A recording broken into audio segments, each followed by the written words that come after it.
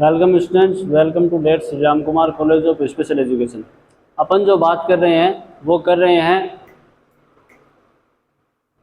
हम जो बात कर रहे हैं वो कर रहे हैं जो HI और जो ID क्लास होती है उसके लिए जो कॉमन क्लास होती है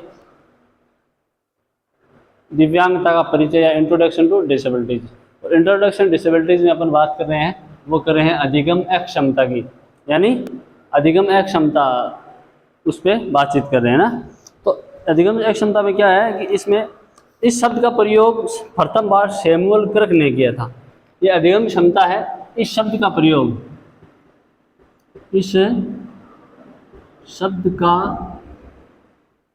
प्रयोग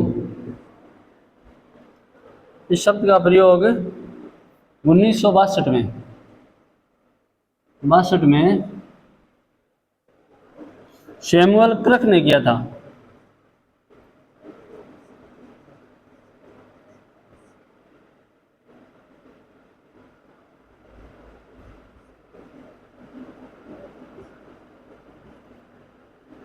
मतलब जो अधिगम अक्षमता शब्द है, ये जो अधिगम अक्षमता शब्द है, इस शब्द का प्रयोग वो सर्वप्रथम किसने किया? 1962 में सैमुअल क्रक ने किया था। किसने किया था? सैमुअल क्रक ने। ठीक है। उन्होंने बताया कि जिस बच्चों में चंचलता, प्रवृत्ति, भाषा त्रुटि एवं पढ़ने की अक्षमता होती है, हम उसे अधिगम क्षमता कहता है। उन्होंने बताया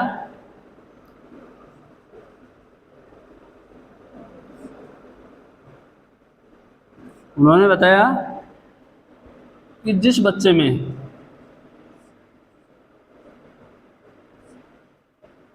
चंचलता,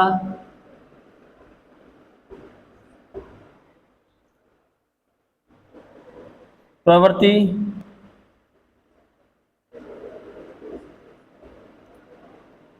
भाषा त्रुटि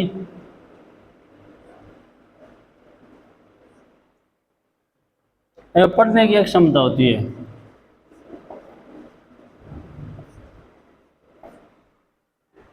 पढ़ने की अक्षमता होती है,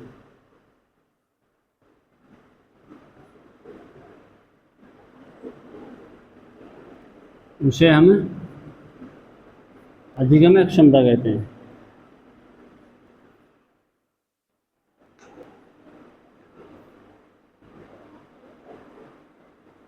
अधिगम क्षमता कहते हैं। ठीक है। किसने बताया? सैमुअल क्रक ने। अधिगम क्षमता इस शब्द का प्रयोग सर्वप्रथम 1962 में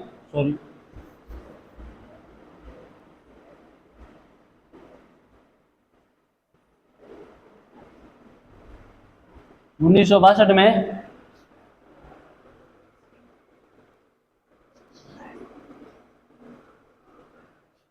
तो 1962 में सैमुअल क्रक ने किया। किसने किया?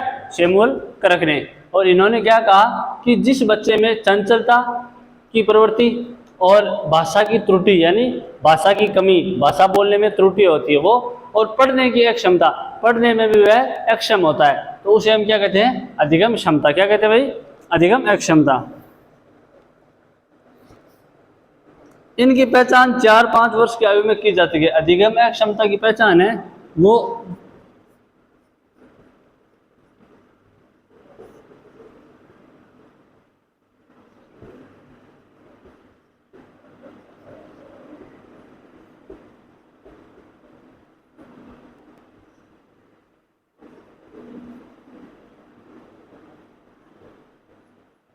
अधिगम क्षमता की पहचान है वो 4 से 5 वर्ष की आयु तक हो जाती है। ठीक है।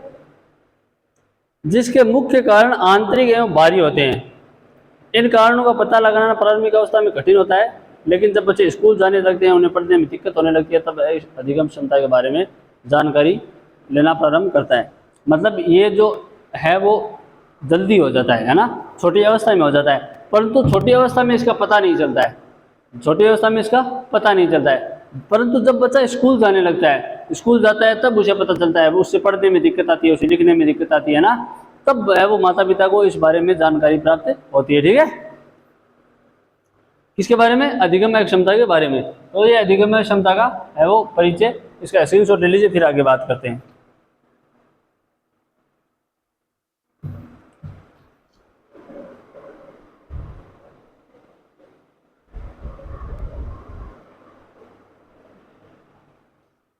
ले लिया होगा।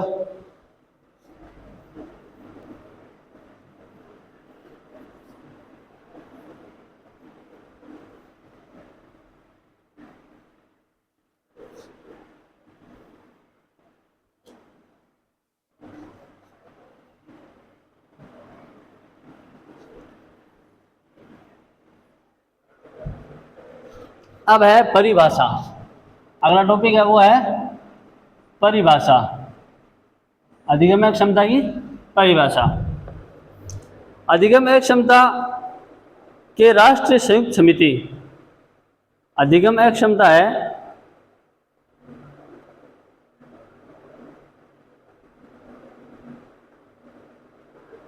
अधिगम्य क्षमता है कि राष्ट्रीय संयुक्त समिति के अनुसार अधिगम्य क्षमता का लक्षण वह है जिसमें असंगत विकृतियों के साथ साथ बच्चा सुनने, बोलने, पढ़ने, लिखने, तार्किक, गणितीय योग्यता और सामाजिक गुणों में सार्थक कमियां पाई जाती है। अकॉर्डिंग टू यूएसए,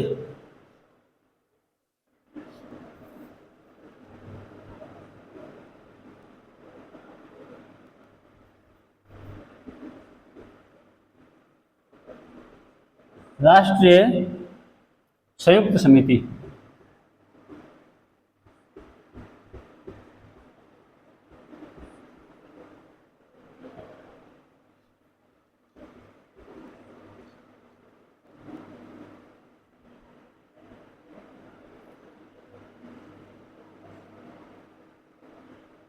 नवासी के अनुसार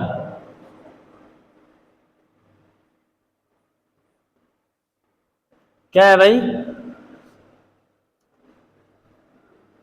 कि जिसमें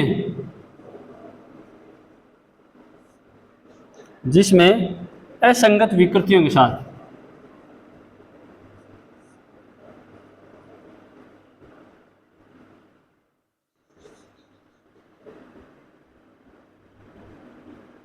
असंगत विकृतियों के साथ सुनने, बोलने, पढ़ने, लिखने,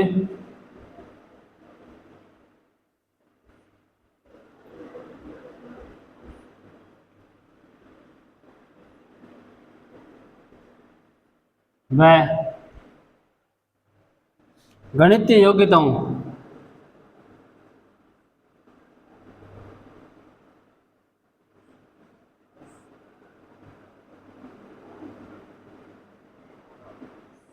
गणितीय योग्यताओं और सामाजिक हुनरों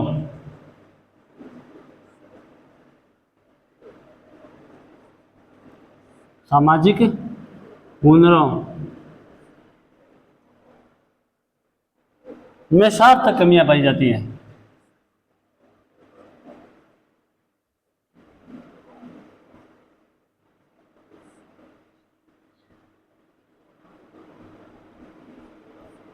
पाई जाती है, हम उसे क्या कहते हैं? अधिगम्य क्षमता। किसके अनुसार? राष्ट्रीय संयुक्त समिति यूएसए 1989 के अनुसार। किसके अनुसार? 89 के अनुसार। क्या इसने क्या कहा है कि जिसमें असंगत विकृतियों के साथ साथ, यानी असंगत विकृतियां, शारीरिक विकृतियां हैं, उसके साथ साथ बच्चे को सुनने, बोलने, पढ़ने, लिखने व गणितीय योग्यताओं और सामाजिक हुनरों में सार्थक कमियां पाई जाती है, उसे हम क्या कहते हैं? अधिगम्य क्षमता। किसके अनुसार? राष्ट्रीय संयुक्त समिति।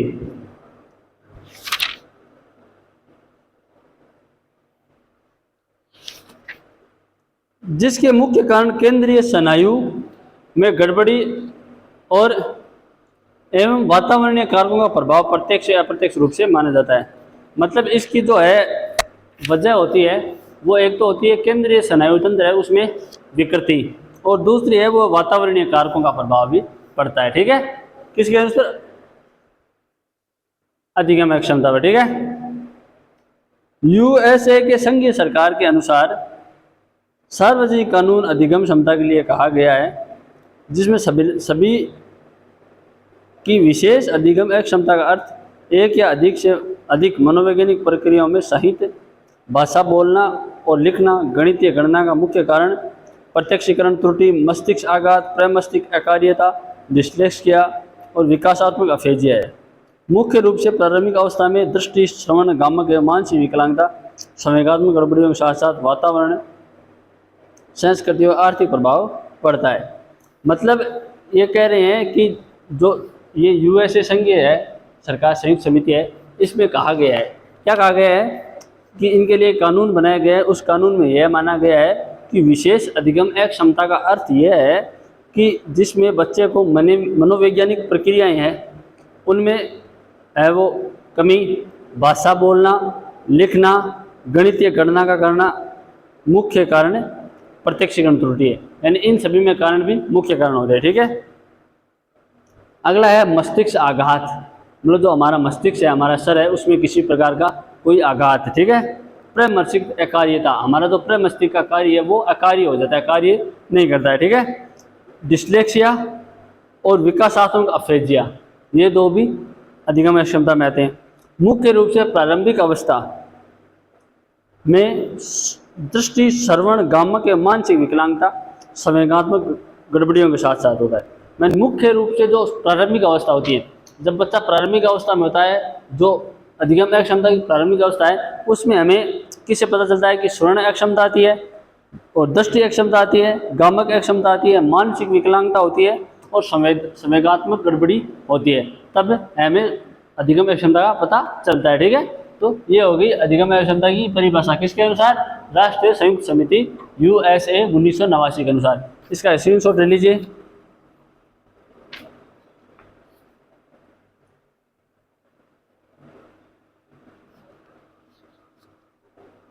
ले लिया होगा।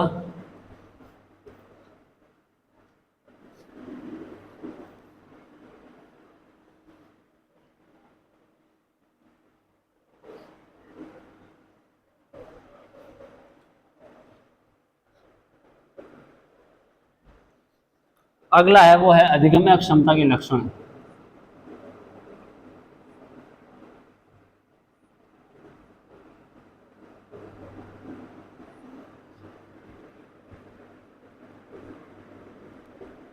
अधिगम्य क्षमता के लक्षण, तो पहला है वो है अंशतः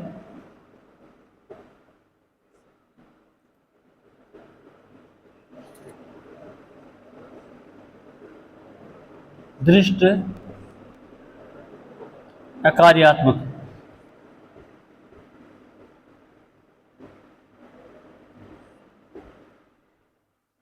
अंशतः दृष्ट अकार्यात्मक, ये पहला कारण है। ठीक है,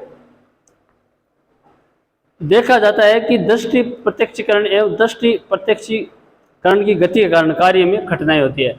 इसमें क्या होता है कि बच्चा है, उसकी दृष्टि है, जो देखने की क्षमता है, उसका प्रत्यक्षीकरण नहीं हो पाता है। ठीक है, जैसे वह जूते के फीते बांधना, बाईं एवं दाईं तरफ में अंतर करना, अक्षरों में अंतर पहचानना, गेंद को पकड़ने में, साइकिल पर चढ़ना, देखकर चित्र बनाना, नकल करने में कठिनाई, डे का डे होने आदि।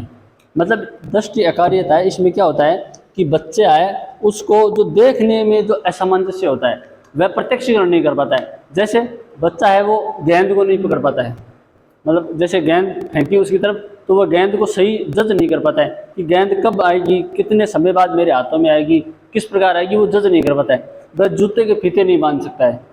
ठीक है, जूते के फीते भी है वो सही तरीके से नहीं बांध सकता है। वह दाएं और बाएं में अंतर नहीं कर पाता है कि कौन सा हाथ दायां है, कौन सा बायां है, या कौन सा हिस्सा दायां है, कौन सा हिस्सा बायां है। वह पढ़ नहीं, सही तरीके से पढ़ नहीं सकता है, न वो सही तरीके से लिख सकता है। ठीक है, आगे है वो है वह मतलब साइकिल नहीं चढ़ सकता है, साइकिल पर नहीं चला सकता है, साइकिल पर चढ़ नहीं सकता है। वह किसी चित्र को देखकर चित्र नहीं बना सकता है, वह सही तरीके से नकल नहीं कर सकता है, और वह अक्षरों को उल्टा लिख देता है। ठीक है, तो ये किस में होता है? दृष्टि अकार्यता में। जैसे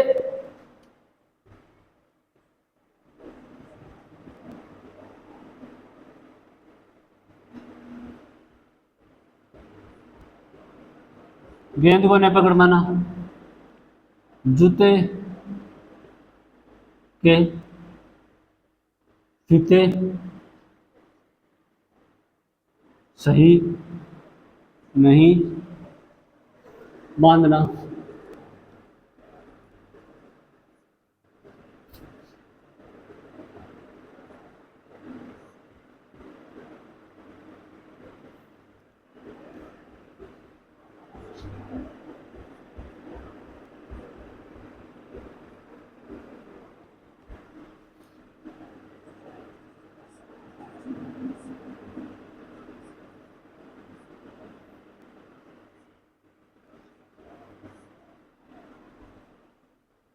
ये हो गया अंशतः दृष्टि कार्यात्मक में। गेंद को नहीं पकड़ पाना, जूते की फीते सही नहीं बांध पाना, साइकिल नहीं चला पाना, लिख नहीं पाता है और वह डे को ढे लिख देता है ना। तो ये हो गया दृष्टि अंशतः अकार्यात्मक। अगला है लगातार या क्रमबद्ध रूप से याद करना। दूसरा है वो है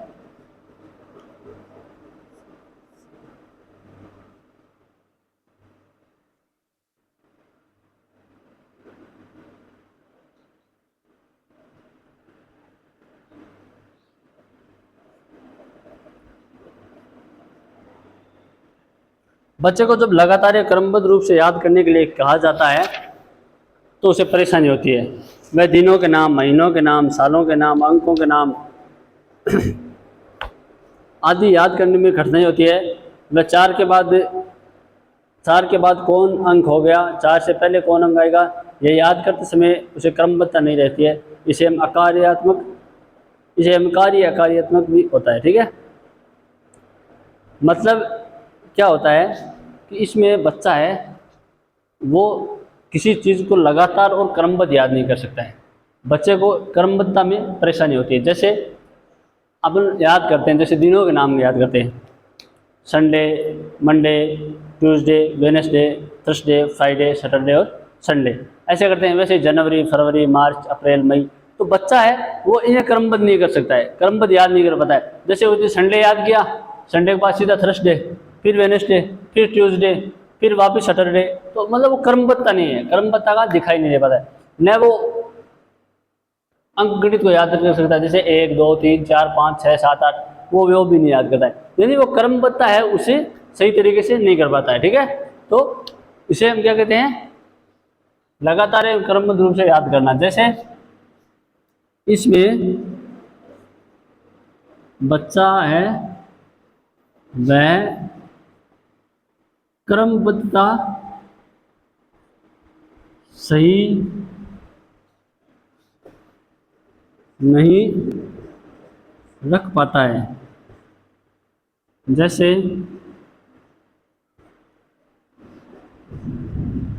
दिनों के नाम, महीनों के नाम, अंकगणित आदि को सही याद नहीं रख पाता है। क्या है भाई, इसमें बच्चा है वह क्रमबद्धता नहीं रख पाता है। जैसे दिनों के नाम, महीनों के नाम, अंकगणित आदि को है वो क्रमबद्ध याद नहीं रख पाता है। ठीक है, तो ये क्या हो गया, लगातार क्रमबद्धता से रूप से याद करना है ना। तो ये हो गए दृष्टि दिव्यांगता के लक्षण है ना। स्क्रीनशॉट ले लीजिए, फिर आगे बात करते हैं।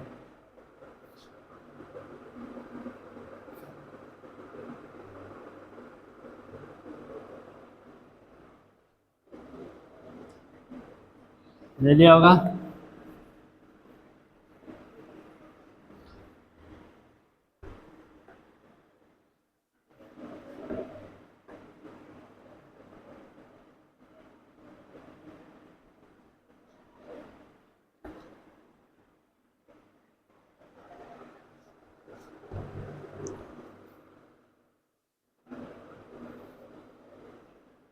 अगला है वो है शैक्षिक लक्षण।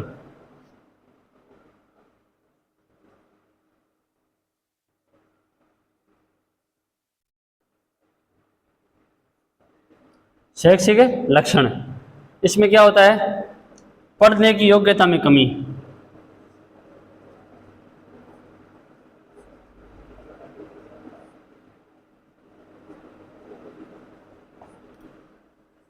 दूसरा है वो है लिखने की योग्यता में कमी,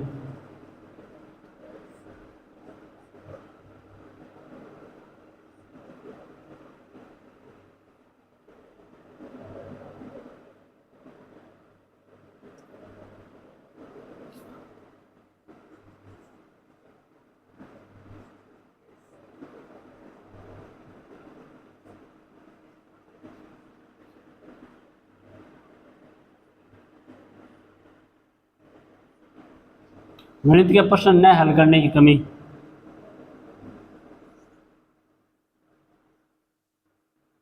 प्रतिक्रिया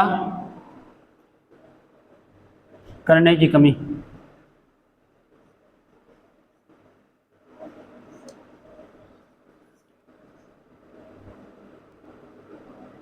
संख्याओं को गलत क्रम में सजाना।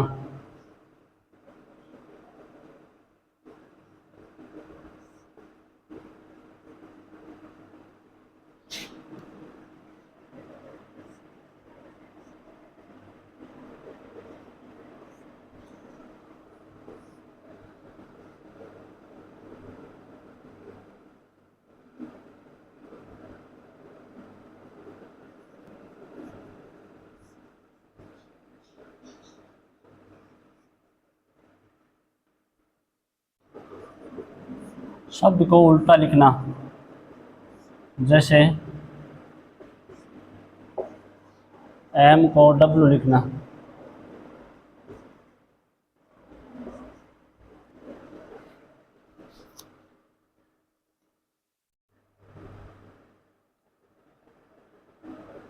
संख्या उल्टा लिखना।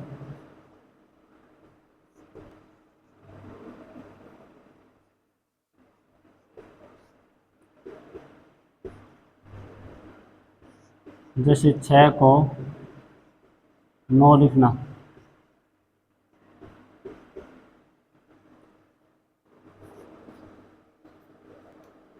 नकल करने की क्षमता में कमी।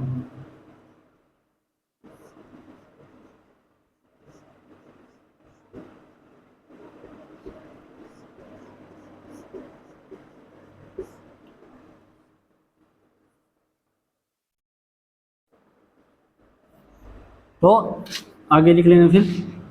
तो ये है वो शैक्षिक कमियां होती है। कौन सी शैक्षिक कमियां? शैक्षिक लक्षण। पहला क्या है? पढ़ने की योग्यता में कमी।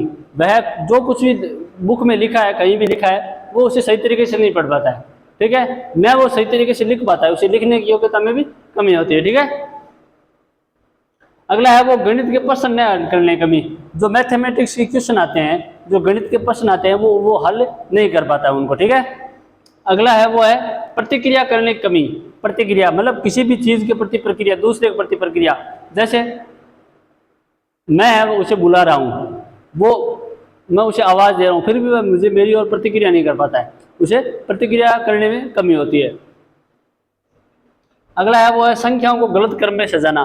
संख्याओं का गलत क्रम में सजाना। जैसे अपन संख्या लिखते हैं 1 2 3 4 5 6 7 8 9 10, परंतु वह गलत लिखता है। जैसे 1 लिख दिया, 3 लिख दिया, 7 लिख दिया, 5 लिख दिया, 2 लिख दिया। ऐसे वो संख्याओं को गलत क्रम में लिख देता है ना, क्रम वाली संख्या को नहीं लिख पाता। ठीक है।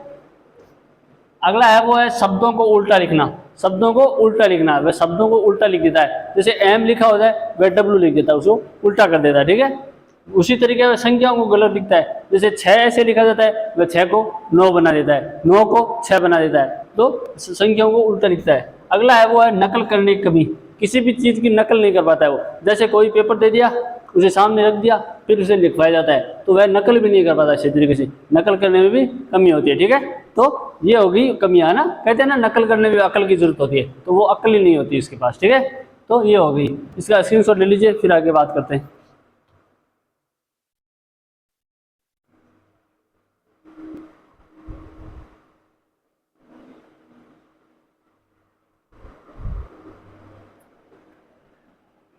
ले लिया होगा।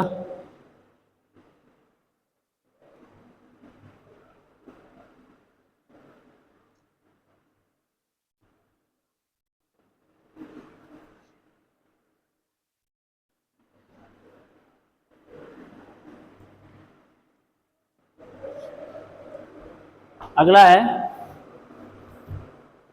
वो है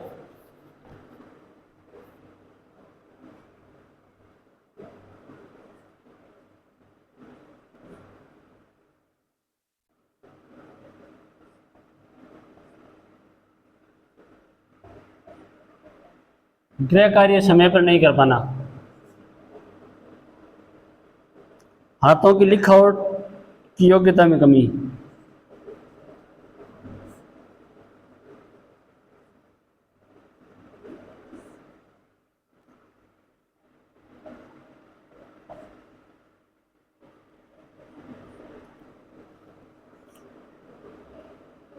स्कूल के परिणाम में अच्छे नंबर नहीं लाना।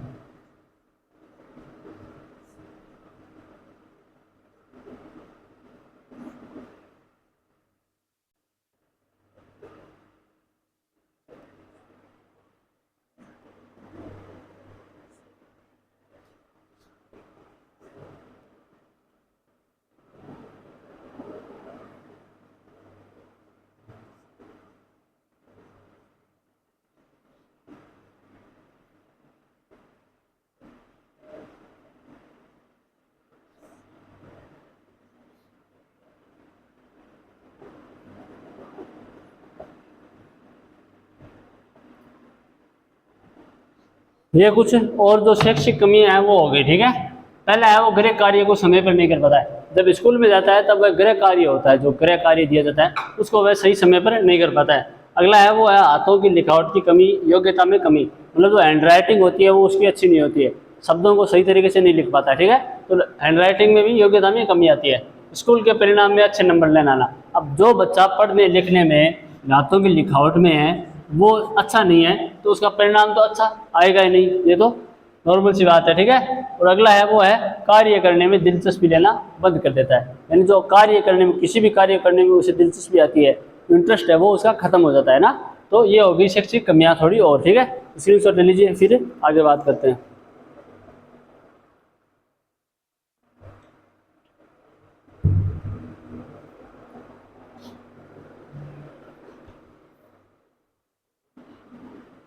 अगला है वो है संज्ञानात्मक लक्षण।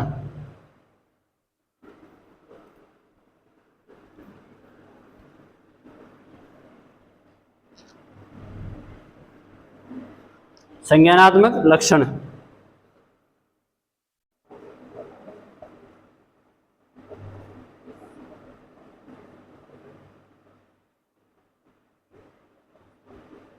संज्ञानात्मक लक्षण पहला है वो है ध्यान में कमी।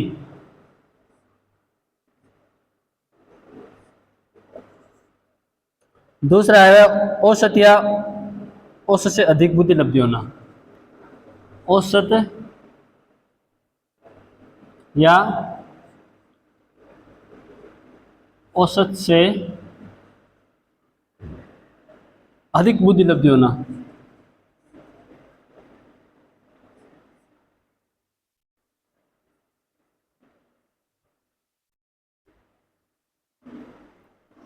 नंबर 3 वो है स्वयं मूल्यांकन करने की कमी।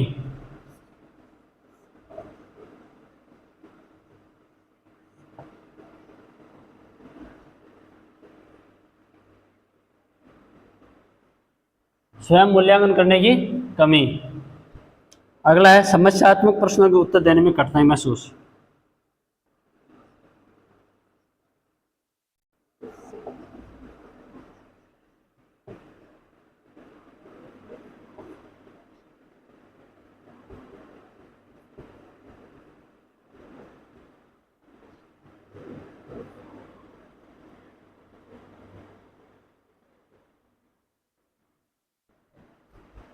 अगला है वो है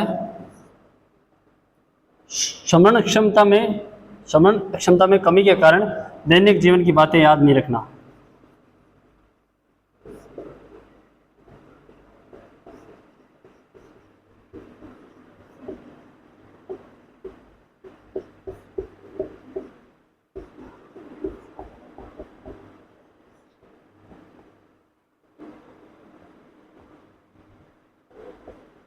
ये है वो संज्ञानात्मक लक्षण है, ठीक है। कौन सा? पहला है ध्यान में कमी। किसी भी कार्य में, पढ़ाई में या कोई अन्य कार्य में वो ध्यान नहीं लगा पाता है, एकाग्र नहीं हो पाता है, ठीक है, उसकी ध्यान में कमी होती है। अगला है वो है औसत या औसत से अधिक बुद्धि लब्धि। बुद्धि लब्धि है वो या तो औसत होती है या फिर औसत से अधिक हो जाती है, ठीक है, तो बुद्धि लब्धि भी सही नहीं होती है।